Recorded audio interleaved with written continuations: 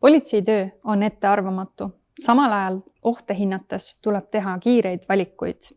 Aga sama oluline on veel suhelda inimestega.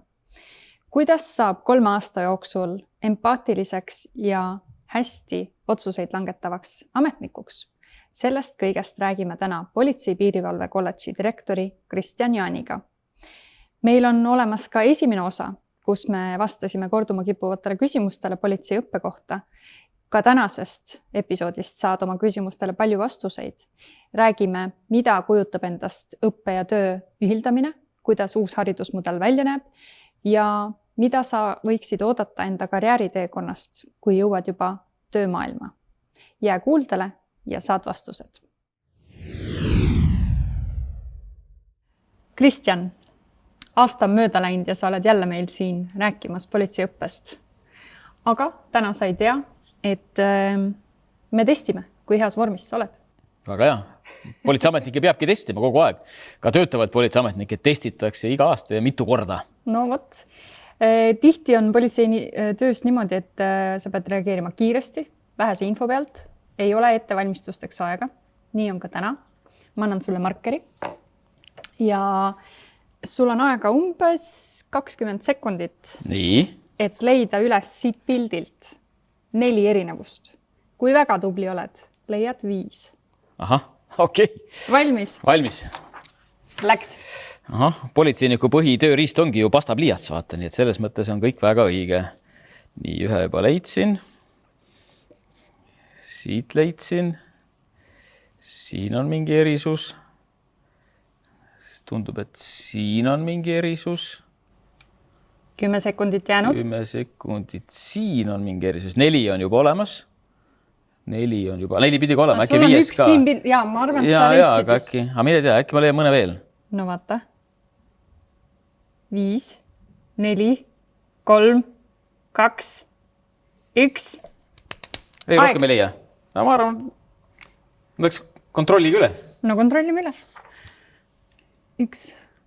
Kuusk on õige. Embleem on õige. Vaata siin ukse peal, siin on need ülemine pisik aken, siin ei ole. On õige. Kivi on õige. Kuusk on mitte ainult kivi, vaata, siin on murututt ja kivi, näed. 1 pilveke on ka. Aga see jaa. mini. Just. Jah. No vot. Hea töö. 20 sekundiga. Muidugi. Aga miks me räägime vormist ja testime ka töötavaid politseinikke nagu sina, siis politseiteenistus, millest me täna rääkima hakkame, õppe, ei ole ka ainult füüsiline. See on ka vaimne valmisolek. Seesama teravus, kontroll, tähelepanelikkus, see, et sa oled kogu aeg ikkagi valvel valmis tegema ja otsustama kiirelt. Nii et me räägime täna uuesti üle politseiteenistuse õppekava. Läheme nüüd süvitsi, mis meid ees ootab, kui see inimene päriselt õppesse jõuab. Ja küsime jälle mõned küsimused, mis on meieni jõudnud. Nii et pane vaim valmis. Ma hakkan nüüd jälle sind piinama. Oled kuumal toolil ja aita nüüd alustuseks lahti selgitada, mida akadeemias näiteks õppeväliselt saab. Me oleme rääkinud ära need hüved, et kui ma tulen politseiteenistuse õppesse, me saame tasuta süüa, majutuse, vormiriietuse, lisaks on stipendiumi võimalus. 300 eurot iga kuu. Just, aga mida saab teha õppeväliselt? Sellest me ei ole rääkinud. Ja küsimus. Õppeväliselt saab teha väga palju ja siin on sellises eestvedavas rollis on meie üliõpilasesindus, kes peab hoolt sellest, et kõik meie õppurid, kui on õppetöö väline aeg, oleks ka igatepidi siis tegevustega kaetud. Mida võib siin esile tuua? Siin on erinevad mängude õhtud, lauamängude õhtud, erinevad arvutimängude õhtud. Meil on näiteks sellel aastal käima pandud sellised huvitava persooniga kohtumisõhtud, mida ma olen ise korraldanud ja neid on sellel õppeaastal olnud meil juba siin 4-5 tükki. Lisaks on meil päris mitu korda korraldatud selliseid teadusarenduse vaates inspiratsiooniõhtud, kus käivad sellised inimesed meiega rääkimas nagu Jaan Aru näiteks ja seal on väga palju alati õppuritest osalenud olnud, nii et tegelikult õhtud on päris ilusti täidetud, kui sul endal huvi on ja tahtmist on. Lisaks muidugi kõik meie spordisaalid, meil on mitu spordisaali, jõusaal, matisaal, pallimängusaal, väljas saab joosta, mets on kõrval, nii et kõik võimalused on olemas. Väga hea. Aga on küsitud meilt ka, ütleme siis, et kui ma tulen õppima, aga ma jätan õppe pooleli.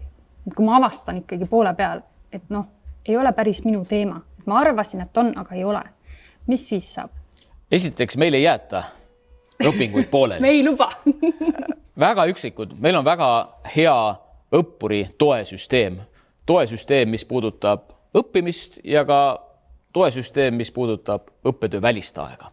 Et me tõepoolest õppureid väga palju toetame. Ja kui peaks juhtuma selline lugu, et tõepoolest õpingud jäävad pooleli, siis väga palju küsitakse see, et kas ma pean midagi tagasi maksma. Just nii.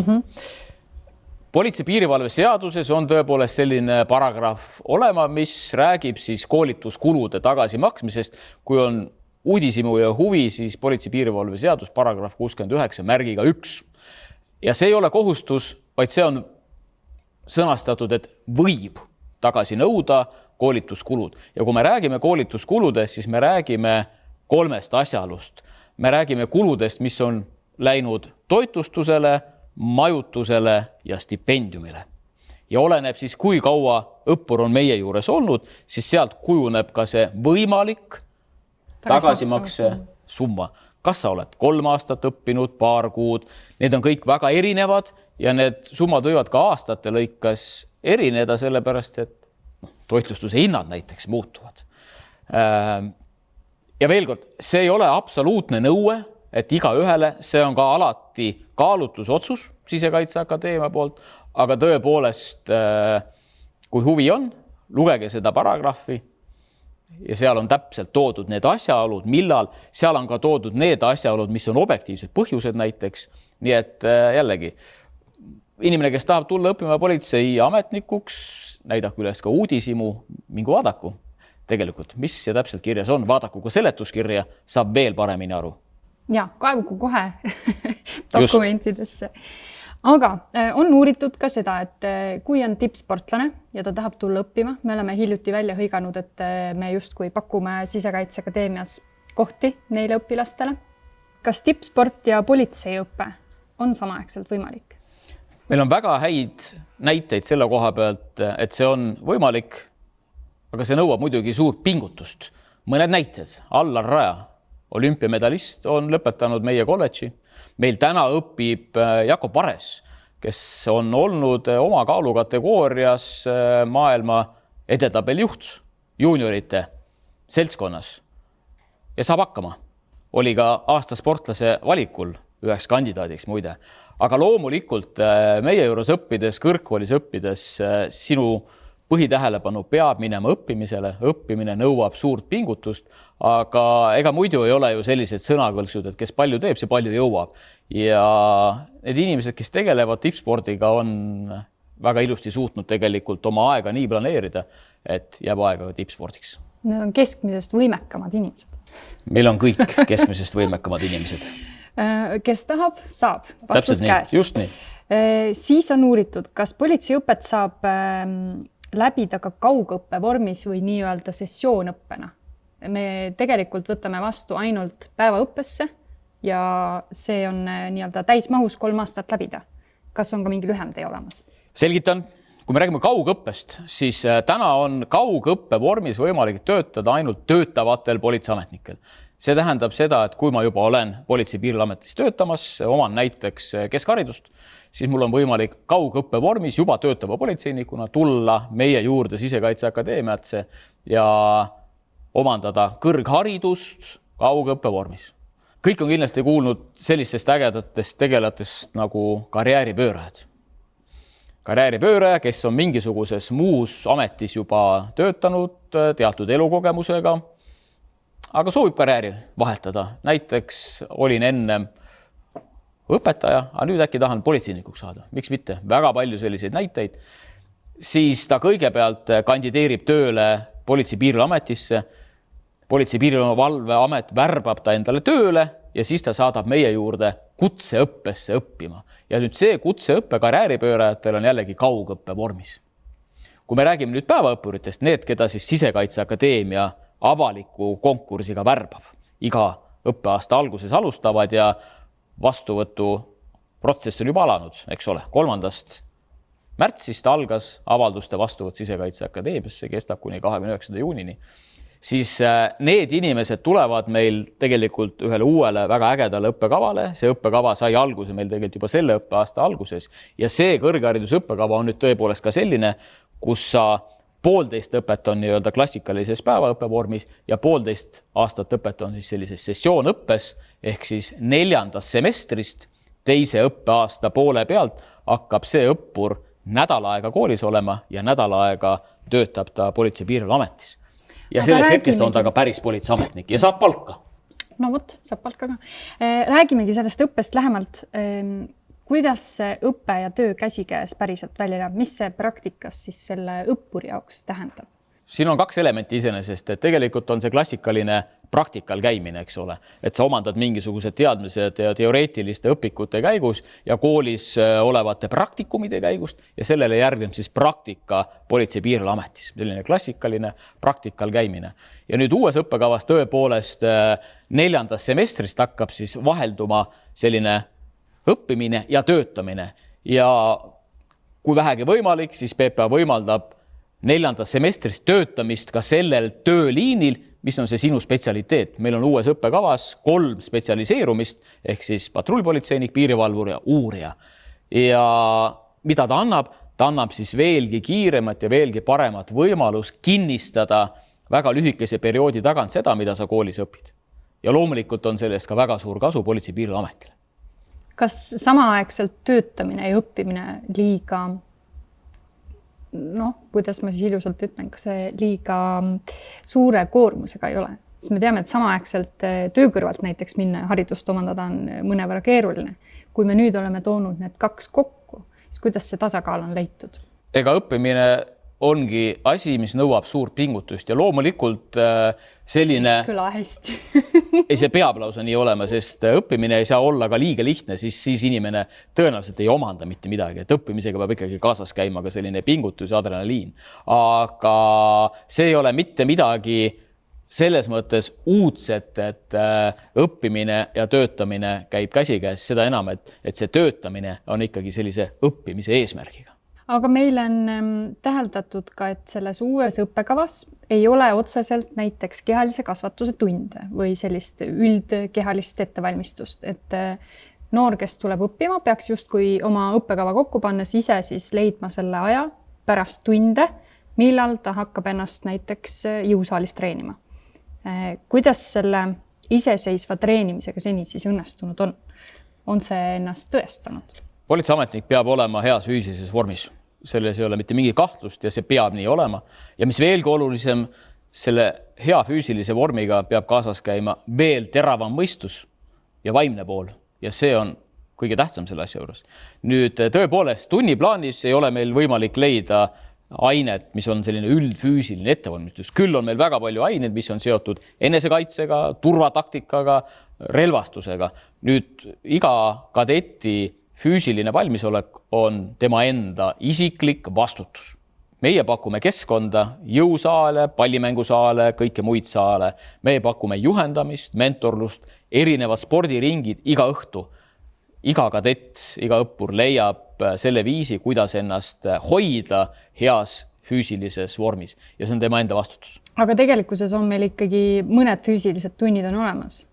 Matisaalis näiteks käivad, ma tean, et nad madistavad ka natukene siin mõnes teises aines. Ja loomulikult need on ained, mis on vahetult politsei töö vaates ikkagi väga ja väga olulised. Nii iseenda terviseelu kaitsmiseks kui ka kõikide inimeste elu ja tervise kaitsmiseks. Ja sellele me paneme väga palju tähelepanu juba esimestest nädalatest peale, sest tõepoolest matisaalis veedetakse päris palju aega nii turvataktika õppimiseks, enesekaitse õppimiseks, kuidas ennast teisi oma paarimest kaitsta. Aga on välja toodud ka näiteks autokool ja lubade omandamine. Kui noor tuleb meile, olgu ta ka vana, vahet ei ole, aga tal ei ole veel lube olemas, siis tegelikult politseiõppe käigus on tal võimalik B-kategooria juhiload omandada. Just.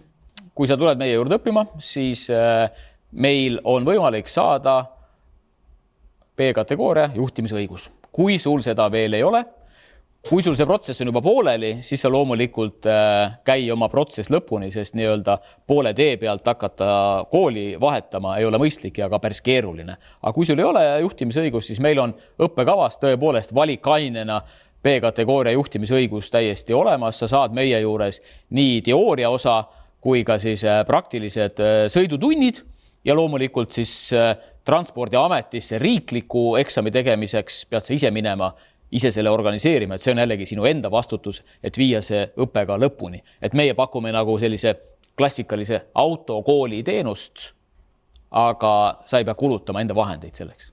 Aga läheme täpsemaks. Millal tekivad õppesse suunad? Sa enne mainisid hästi kiirelt uurija, piirivalvur ja patrullpolitseinik. Mida see siis tähendab selles uues õppemudelis?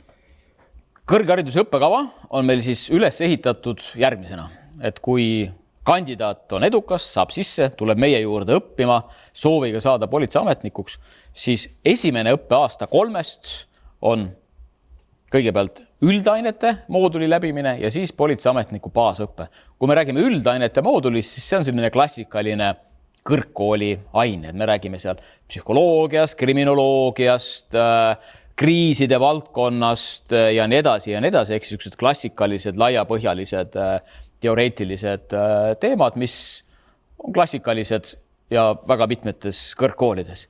Ja samamoodi esimesel aastal on siis politseiniku baasõpe ja politseiniku baasõpe on selline, mis annab sulle oskused, mis on vajalikud absoluutselt kõikides politsei töödes, kui sa Politsei- ja Piirivalveametis töötad. Ja sellele kulub terve esimene õppeaasta.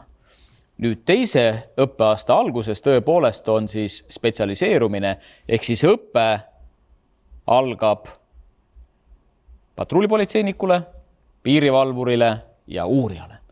Ja see õpperühmades ehk siis see spetsialiseerunud rühmadesse jagunemine tehakse ära juba tegelikult esimese õppeaasta lõpus, juuni keskel. Ehk siis peale seda, kui esimene praktika on läbi ja esimene praktika toimub meil näiteks sellel aastal 1. juuni kuni 14. juuni, siis selle esimese praktika lõpuks on tegelikult ka toimunud jagunemine õppesuundadesse. Ja veel kord siis 3 õppesuunda, patrullpolitseinik, piirivalvur, uurija ja teisest õppeaastast toimub väga konkreetne spetsialiseerumine ja olenevalt millises suunas sa oled, siis täpselt sellist spetsialiseerunud õpet sa ka saad. Miks just need 3 suunda? Need ei ole ju igal aastal garanteeritud, et me saame näiteks uurijarühma avata. Need on Politsei- ja Piirivalveameti põhitööd, kus on kõige suurem vajadus uute politseiametnike järele. Nii et see on kõik koostöös Politsei- ja Piirivalveametiga tehtud, sealhulgas ka kogu õppekava loomulikult on üles ehitatud koostöös Politsei- ja Piirivalveametiga, et just nimelt kõik need kõige vajalikumad oskused 3 aasta jooksul oleks kõikidele antud. Aga miks ei saa kohe minna näiteks koerajuhiks või kiirreageerijaks õppima? Kui ma tean juba, et mul on mingisugune oma karjääritee välja mõeldud, siis miks ma ei saa kohe tulla seda õppima? See on väga hea, kui sul on oma karjääritee välja mõeldud, see on kusjuures tõesti oluline. Näiteks kui kandidaadid tulevad ja jõuavad nii kaugele, et jõuavad ka kutsesobivusvestlustele, siis see on väga positiivne, kui kandidaat oskab juba oma sellist pikka karjääri komisjoni liikmetele ette kuvada. Aga need tööliinid, mida sa välja tõid, kiirreageerija, koerajuht ja neid on väga palju muud, need on tööliinid, mis on mõeldud politseiametnikule, kes omab juba teatud kogemust, ehk siis töötav politseiametnik täiendusõppe käigus omandab endale täiendavad oskused, mis võivad siis olla tõepoolest kas teenistuskoorte valdkonnas, kiirreageerija või mida iganes, on väga palju erinevaid.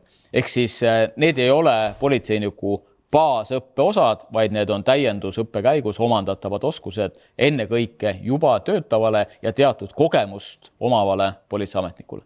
Kas õppurid saavad juba õppimise ajal kuidagi nuuskida erinevaid töövaldkondi, sest me teame, et politsei sees on väga palju erinevaid suundi ja kui need, kellel ei ole nüüd ettekujutust, mis see tema karjääriredel võiks olla, kas ta saab kuidagi aimduse, et mis talle võiks sobida ja millist õppesuunda näiteks üldse valida võiks? Saab ikka. Tegelikult meie õppe esimesed nädalad kuluvad juba ka sellele, kus kõik esimese kursuse kadetid käivad õppevisiitidel siis nii PPA-s kui ka erinevate koostööpartnerite juures. Just nimelt selle eesmärgiga, et saada aru, et mis on need tööd, millega Politsei- ja Piirivalveamet siis igapäevaselt tegeleb, aga mis on samuti oluline, et saada ka teada, millega tegelevad politsei väga olulised partnerid. Häirekeskus näiteks, Päästeamet näiteks, prokuratuur näiteks, et ka seal käiakse kohe õppe alguses. Ja just sellepärast, et saada selline üldpilt, aga mida ma jällegi soovitan kõikidele, kes meile kandideerivad, jälgida politsei sotsiaalmeediat, jälgida ka Sisekaitseakadeemia Politsei- ja Piirivalve kolledži sotsiaalmeediat, jälgida politsei.ee kodulehte. Seal on tegelikult väga palju kirjutatud, millega politsei tegeleb. Miks mitte minna töö varjutama mõnda politseiametnikku? Ka see on võimalik. Minna erinevaid juhte töö varjutama. Ka akadeemiasse saab tulla kadeti varjutama. Et need kõik võimalused on olemas ja neid tuleb lihtsalt ära kasutada ja ma igati pooldan seda, et kui inimene tahab siia tulla, saada politseiametnikuks, siis panusta sellele, et võimalikult hästi selgeks teha, mis teda ees ootab. Ja neid võimalusi on tõepoolest väga palju. Alates kodulehtedest, sotsiaalmeediast, töö varjutamisest, kadeti varjutamisest. Sotsiaalmeediast rääkides meenub kohe, meil on olnud ka ütleme selliseid eriarvamusi politseiteenistuse õppe läbides just karjäärivalikute ja võimaluste osas.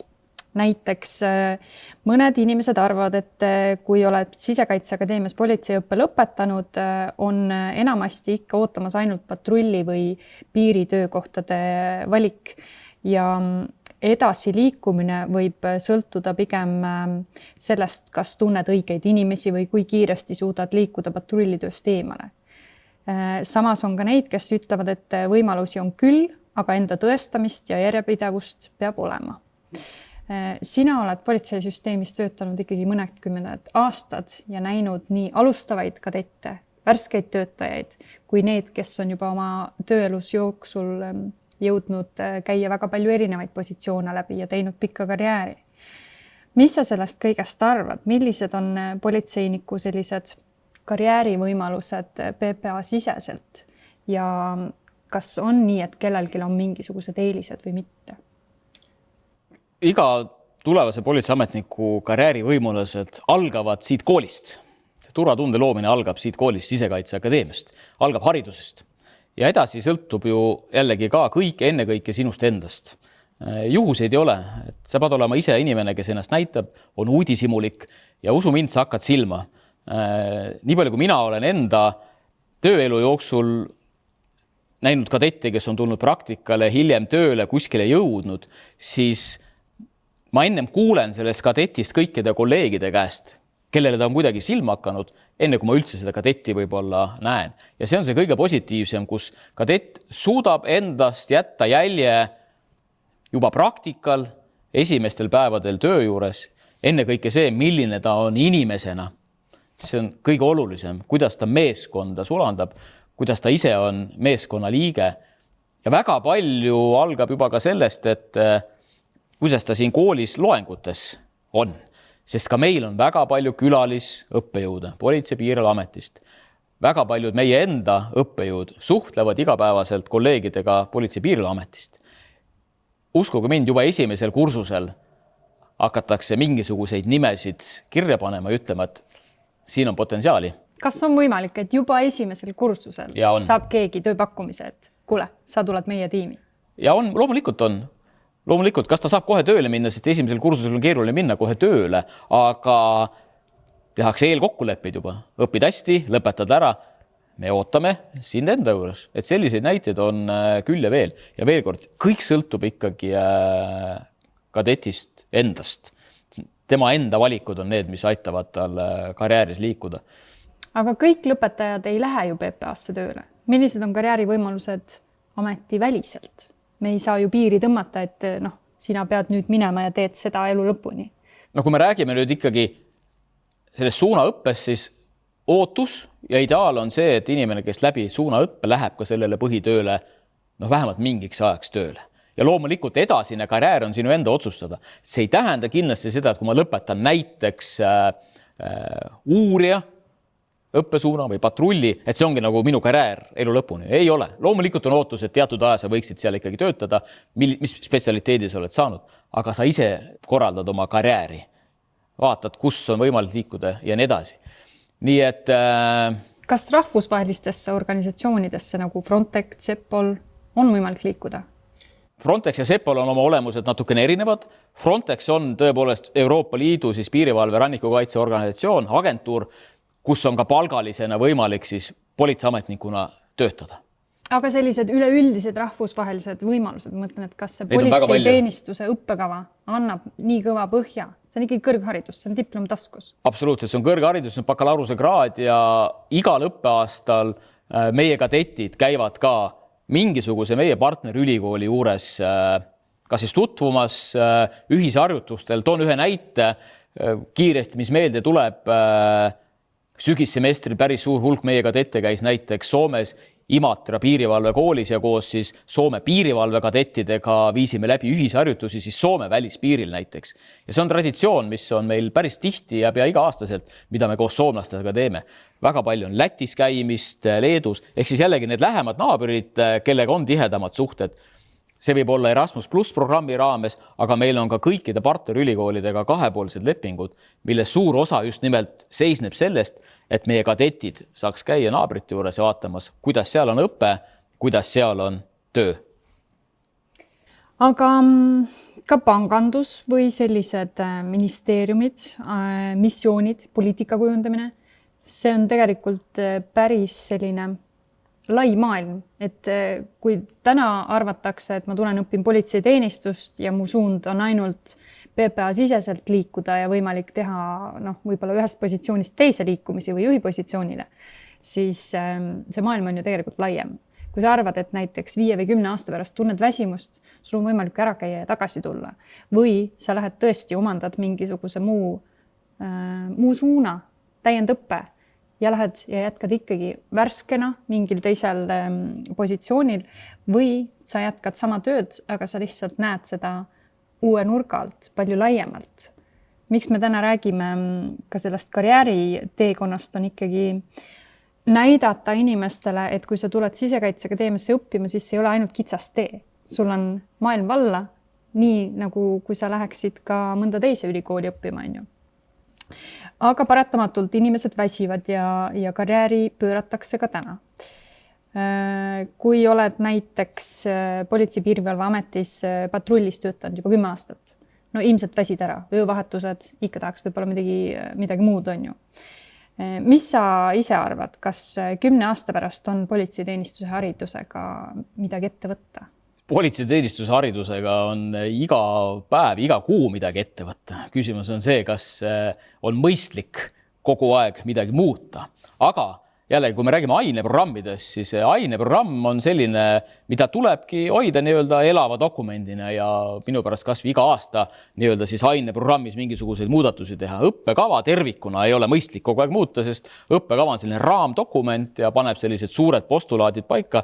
Ja siiamaani, kui me vaatame õppekava arendusi, siis me liigume selliste 5-aastaste tsüklitega kuskil. Et see 5 aastat võiks olla see periood, kus tuleb ka väga sisuliselt õppekavasse sisse panna. Aga õppekava sees oleva aineprogramm, see peab olema kaasaegne kogu aeg, iga õppeaasta, nii et selline arendustegevus tegelikult käib kõikide õppeaastate lõikes. Nii et, aga praegu me oleme just oma uue haridusmudeli välja töötanud. Meil on väga värsked õppekavad, nii et ma täna sellel teemal üldse ei tahagi peatuda, sest me oleme väga kaasaegsed ja väga ägeda õppekavad, väga ägeda haridusmudeliga, kui me räägime politseiharidusest. Aga jällegi karjääris liikumine, loomulikult. Üks piirang küll on, jällegi politsei-piirivalve seadus sätestab ka ära selle, et kui inimene lõpetab Sisekaitseakadeemia politseiteenistuse õppekaval, siis tal on kohustus töötada politseis 3 aastat. Tegelikult natuke laiem on see ampluaa, ta ei pea olema ainult Politsei-Piirivalveamet, võib olla seal avalikus sektoris ka natukene laiemalt, inimene võib ise selle paragrahvi jällegi üles otsida, aga ootus on, et peale meie kooli lõpetamist peaks nagu ikkagi siseturvalisuse valdkonnas miinimum 3 aastat olla. Siseturvalisuse valdkond on väga lai. Kui me võtame Siseministeeriumi valitsemisala lahta, me näeme seal häirekeskust, Kaitsepolitseiametit, Politsei-Piirivalveametit, Päästeametit, häirekeskust, nii edasi. Meie inimesed, kes on lõpetanud Sisekaitseakadeemias, töötavadki täna väga paljud ka näiteks Siseministeeriumis poliitika kujundajatena. Nii et ka Siseministeerium on see koht tegelikult, kuhu meie kooli lõpetaja võib tööle minna. Kas nüüd vahetult peale lõpetamist, pigem keeruline, siis nõuab ikkagi ka teatud valdkonna kogemust, teadlikkust, aga täna Siseministeeriumis väga paljud kolleegid on oma hariduse saanud Sisekaitseakadeemiast. aga kui ma täna olen lõpetanud selle politseiteenistuse õppekava, mis mul on selle paberiga peale hakata näiteks 10 aasta pärast? Kas mul on lihtne tööturul olla? Bakalaureusekraad, kõrghariduse diplom. Saab hakkama. See on muidugi algus. Mina soovitan edasi õppida kindlasti magistriõppesse, mida samuti ju pakub Sisekaitseakadeemia päris mitmel erineval magistriõppekaval. Aga kõrgharidus avab uksi väga palju ja kui me räägime turvalisusest, siis ega meie õppekava avab ikkagi turvalisuse valdkonda tükimalt laiemalt, kui me räägime ainult sellest politseitööst kui selliselt. Ja politseis endas on ka üle 100 erineva töö, et sul on võimalik teha seda karjääri ikka väga laiapindselt. Ja ikkagi eluks vajalikud oskused, mida siin ju õpitakse. Ja väga praktilised oskused, mis on ka oluline, et meie töö on üles ehitatud ikka väga praktiliselt, kaasuste põhiselt, et sellist käelist tegevust on väga palju. Aga kuidas näeb välja politseiniku igapäev? Kas me saame tuua mõne näite, et on see pigem selline väljakutsuid pakkuv, rutiinne, blankettide täitmised, Exceli tabelid või väga füüsiline, ettekandmised? Mis selline domineerivam on? Ma saan aru, et see sõltub positsioonist palju, aga kui me jääme nende 3 põhisuuna juurde, uurija, patrull ja piirivalvur, kuidas sa kujutaksid neid? Eks tõepoolest, põhitööd on väga palju, need võivad ka väga erinevad olla.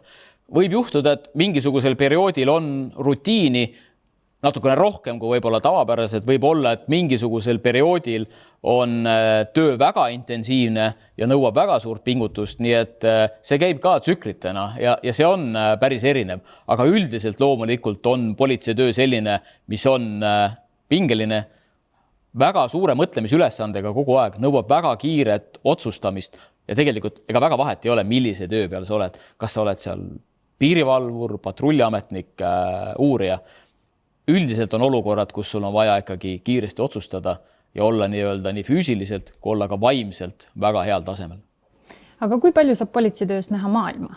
Mõtleme, et mõned võimalused võib-olla missioonidele minna on. Me teame, piirivalve suunal on seda väga palju juba kasutusel. Mis sa ütleksid neile noortele, kes tahaksid selle töö kõrvalt näha ka natukene maailma? Keeled suhu Euroopasse. Lihtne. Väga palju võimalusi on. Erinevaid missioone, nii lühiajalisi missioone kui pikaajalisi missioone on väga palju, mida on võimalik Politsei- ja Piirivalveametis teha. Politsei- ja Piirivalveametil, nagu ka meil koolil, on väga palju partnersuhteid teiste ülikoolidega, siis Politsei- ja Piirivalveamet igapäevaselt suhtleb väga palju oma lähedaste partneritega, olgu siis siin Skandinaavia maad või Läti, Leedu, Poola, aga ka kaugemalt ja ennem käisin läbi Frontex, mis on siis Euroopa Liidu piirivalve rannikukaitseagentuur, siis selle raames üle terve Euroopa välispiiridel on väga palju erinevaid missioone, kus siis liikmesriikide piirivalvurid näiteks, aga ka teiste põhitööde esindajad käivadki missioonidel, mis võivad olla sellised lühiajalised, võivad olla ka pikemad, räägime siin mõnedest nädalatest, räägime mõnedest kuudest. Nii et neid võimalusi käia on väga palju. Sul peab endal olema pealehakkamist, kui sul on endal pealehakkamist ja tahtmist ja oluline ka keeleoskus, siis see rahvusvaheline vaade on sulle ikka väga, väga suuresti avatud.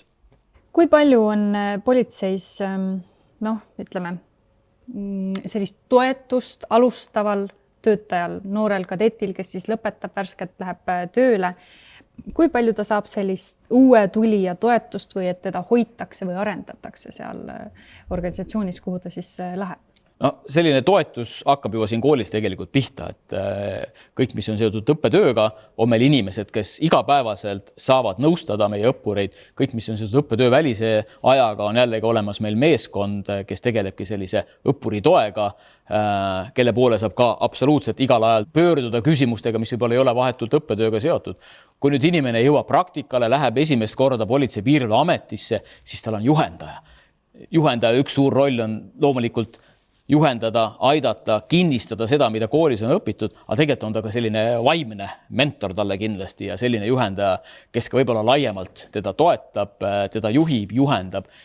Ja kui inimene jõuab lõpuks tööle, siis täpselt samamoodi need süsteemid on Politsei- ja Piirivalveametis väga hästi olemas. On inimene, kes tal on igapäevaselt partneriks, kui sa oled nii-öelda uus töötaja, selline uue töötaja juhendamine ja jällegi see meeskonna vaim, mis on Politsei- ja Piirivalveametis väga hea, siis see meeskond toetab, see meeskond võtab su enda sisse ja jällegi, kui sa oled ise hea inimene, siis on sul väga hea seal meeskonnas olla ja ühe väga olulise asja, mida me ei ole veel rääkinud, aga mida ma tahan kindlasti ära mainida, väärtused on hästi olulised. Et jällegi ma mitu korda olen soovitanud, et mine vaata politsei lehekülje peale, mine veel kord, et otsi üles sealt politsei väärtused. Avatud, inimlik, tark, just. Teame. Ja vaata, mitte ainult sõnu, vaid seal on ka lahti kirjutatud, mida mõeldakse selle all, mis asi see tark on, mis asi on see inimlik või avatud, mida see tähendab. Vaata ja kui see samastub sinuga, siis sa sobid väga hästi. Kui sul tekib kahtlus, üldse ei lähe minuga kokku, siis tee see otsus juba enne siia kandideerimist, et kui ikka väärtustega üldse ei klapi, siis ei klapi sul ka olemine Politsei- ja Piirivalveametis. Siis pole mõtet. No ja tegelikult võiks ikkagi selline eestimeelsus ja mingisugune isamaalisus ju ka olla. Elementaarne. Just. Absoluutselt. Aga meilt on uuritud ka näiteks töö ja eraelu tasakaalu kohta. Et kui jätkusuutlik on politseitöö nii-öelda pikemas perspektiivis? Kuidas me õpetame siin Sisekaitseakadeemias tulevasi ametnikke siis toime tulema selle töö väljakutsuva osaga, selle pinge ja stressiga? Kui me räägime just nimelt sellisest nagu aja jagunemisest tulevikus, aga võib-olla praegu, kui räägime kaugõppuritest näiteks, siis kaugõppuri vaates on ka ikkagi paras väljakutse õppida koolis. Kaugõppur, kellel on oma põhitöö politseiametnikuna, pereelu, hobid, kodune elu ja siis on meil koolielu. Et kõige suurem väljakutse, kõige raskem, nõuab suurt pingutust, nõuab suurt läbimõtlemist, kui see otsus vastu tulla, et tulla kooli õppima. Õnneks väga paljud teevad ja suudavad selle planeeringu läbi viia, aga see ei ole kindlasti lihtne. Ja ega tuleviku vaates täpselt samamoodi, et loomulikult ka meie siin toetame ja õpetame, kuidas oma vaimsust ja vaimset poolt hoida korras, kuidas oma tööaega jagada ja planeerida ja edasi. Aga eks see lõpuks tuleb elukogemusega, oma pere toetusega, sõprade meeskonna toetusega, et see on äärmiselt oluline selle asja juures. Kõik ei ole võimalik õpetada, midagi tulebki sulle kogemusega, aga see on väga õige, et alati peab jääma aega ka muudeks asjadeks kui ainult töö. Ja politseitöö on midagi sellist, mis kipub haarama sind tervenisti endasse, aga sa pead leidma ka aja endale ja perele. See on väga oluline. Ehk need rasked juhtumid ja selline emotsionaalne nii-öelda rusuv tunne, mis võib-olla vahel võib peale tulla, sest sa ikkagi puutud kokku eluga ühest äärmusest teise. Et see on miski, mida me ei saa täielikult selgeks õpetada või ette valmistada. Ei saa, paraku ei saa, elu teeb oma keerdkäike, aga jällegi inimene peab teadma, et tal on alati abi olemas. Näiteks ka meie Sisekaitseakadeemias pakume läbi oma partnerite psühholoogilist abi. Täpselt sama teeb ka Politsei- ja Piirivalveamet, et ta pakub seda abi. Selline esimene abimees võib olla kaplanid Politsei- ja Piirivalveametis, sealt edasi kindlasti psühholoogiline tugi, et seda tuge pakutakse, see on olemas, see on väga hea. Sul peab olema julgus minna ja küsida seda. Ja ära tunda, et ikkagi nüüd praegu ma tunnen, et natuke palju on. Ja ise pead ära tundma, võib-olla isegi keeruline. Meeskond peab ära tundma, lähedased peavad ära tundma, juht peab ära tundma. See on oluline. Aga läheme edasi palga juurde. Eelmine kord me natukene arutasime, mis on see nii-öelda siseneja palk, kooli lõpetaja, kui ta värskelt läheb, jäi natukene alla 2000 piiri. Mis on need reaalsed põhjused, miks inimesed püsima jäävad, kui me ütleme, et palk ei ole põhiline motivaator? Töö on lihtsalt nii äge ja meeskond on nii äge. Meil on konkurents ju kooli väga kõrge olnud. Kui ma vaatan praegu avalduste arvu, siis see on veel kõrgem kui oli eelmine aasta paari nädalaga. Kui me räägime palgast, siis palk ei ole ainus motivaator, aga ta on ikka väga oluline. Ja politsei palk peab olema väärikas. Ja õnneks on siin ju vahepealse ajaga ka päris head edusammud. Siseneja palk, esimene palk Politsei- ja Piirivalveametis, kui sa lähed tööle Ida-Virumaale või Harju maakonda, on pisut peale 2300 eurot. Kui sa töötad lõunaregioonis või lääneregioonis, siis on ta pisut peale 2100 eurot. No sinna lähevad veel näiteks pühade tunnid otsa ja öötunnid ja nii edasi, et kui sa töötad patrullis näiteks summeeritud tööajaga, siis ta võib ka veel nii-öelda pisut muutuda. Nii et palk on teinud hea tõusu, kindlasti ruumi veel minna, peab olema väärikam, aga nii palju, kui mina olen küsinud päevaõppurite käest, kadettide käest, kes on äsja tulnud ja kes on kursis, mis on nende esimene palk. Ma rõhutan, see on esimene palk, sealt liigub ainult ülesse. Siis noored kadetid on sellega päris rahul. aga loomulikult, kui hakkab pere tekkima, oma elu ja nii edasi, siis peab ka palk minema väärikamaks. Me oleme kirjeldanud, et politseiteenistuse eriala on neile, kes tahavad tegutseda, vastutada ja õppida ise läbi kogemuse. Lisaks heale füüsilise vormile peaks tundma huvi ühiskonnas toimuva vastu, peaks tahtma teha sellist suure tähendusega tööd. Ja oluline on nii vastupidavus kui oskus inimesi mõista, sest politseiametnik teeb suure tööst ikkagi suuga. Hea suhtleja ja selline mitu sammu ette nägija saab kindlasti hästi hakkama. Aga mida ütleksid sina, milline inimene tegelikult üldse sobib politseiteenistusse? Tegelikult on väga lihtne. Veel kord, politsei väärtused. Võtame need väärtused lahti ja vaatame, mis seal on kirjutatud. Ja politsei väärtus, see on kogu politsei töö vundament tegelikult koos visiooni ja missiooniga. Nii et kui sina tunned, et sina täpselt nendele väärtustele vastad, siis sa oled väga hea politseinik. Ja tegelikult nii lihtne see ongi. Et ei ole mingeid isikuomadusi, mis on, annavad selge eelise või annavad midagi õpetada. Väärtused on olulised ja need väärtused avavad ka tegelikult lõppkokkuvõttes sinu isikuomadusi. Nii et see on väga oluline. Kui me nüüd räägime sellest, kui tuleb kandidaat, kes tahab tulla politsei ja piirivalve kolledžisse õppima, siis loomulikult me hindame seda ka, et juba tuleb, kuidas ta vastab nendele oma vestluse käigus, kuidas ta küsimustele vastates on, kuidas on tema vastavus politsei väärtustele. Aga võib-olla mõned nagu nipid või õpetussuunad. No anna ikka, seda küsitakse. Kui tullakse, siis mida komisjoni liige tahab näha? Sellist avatud, vabat suhtlemist, ilusas eesti keeles. Ta tahab näha, et see inimene tunneb huvi tõepoolest natuke rohkema vastu, kui võib-olla ainult tema kodukülas. Kui ta teab kõike, mis tema kodukülas toimub peensusteni, siis see on ka hea, aga me natuke ootame ka sellist suurt ja globaalset vaadet, et ta teaks ka seda, mis maailmas toimub, sest kõik see, mis täna maailmas toimub, see mõjutab meid ka ja see mõjutab politsei tööd. Me tahame näha sellist analüüsi võimekust, et ta oskab ka seda kõike, mida ta näeb ja kuuleb, kuidagi ka sünteesida. Me ei taha ime asju, aga midagi peab olema. Nii, ja seda on võimalik ette valmistada. Ja ma väga loodan, et selle ettevalmistuse käigus, kellel ennem ei olnud huvi võib-olla sellise laiema pildi vastu ja seoste vastu politsei töö osas, siis ta läkki selle ettevalmistuse käigus tulemaks komisjoni vestlusele, äkki tal see tekib ja jääbki. No loodame, et nendest õpetussõnadest ja nippidest on kasu. Aga kui lihtne on nii-öelda kasvada või õppida selle 3-aastase õppejooksul heaks, empaatiliseks, inimlikuks politseinikuks? See on üks põhimõte, kuidas me oma õppekava oleme ka üles ehitanud, et see nii oleks. Ja väga varajases õppe käigus toimub aina rohkem integreerumine Politsei- ja Piirivalveameti meeskonda. Ja eks see koostöös Sisekaitseakadeemia, Politsei- ja Piirivalve kolledži ja Politsei- ja Piirivalveametiga toimub. Nii et ja see protsess tegelikult on veel varasem, see protsess hakkab juba siis, kui inimene kandideerib, kui ta tuleb meie juurde vestlusele, juba sealt saab see protsess tegelikult alguse.